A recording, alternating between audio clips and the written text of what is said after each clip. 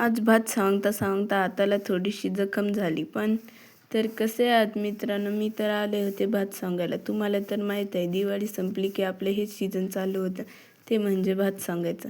सकाळपासून हातात विळा आणि समोर सोन्यासारखं पीक. खरी मजा तर आता सुरू झाली आहे. हातात विळा, डोक्यावर ऊन, पण मन मात्र आनंदात. कारण हेच तर खरं गावाकडचं आयुष्य. दर सांगणीच्या दिवशी असं वाटतं कष्टातही सुख असतं, ते फक्त जाणून घ्यायचं असतं. अरे देवा, भात कापायला गेली होती पण भाताने माझा हातच कापला. हात तर दुखत होता पण भात सांगायचं थांबलं नाही. कारण शेतकऱ्यांचं नाव ऐकलं की छोटीशी जखम पण लाजते बरं का. बरोबर आहे ना शेतकरी मित्रांनो? एक पट्टी तर सांगून झाली होती आणि एक बाकी होती, आणि या दोघी जणींच्या काही गप्पा चालू होत्या ते ऐकवते तुम्हाला मी.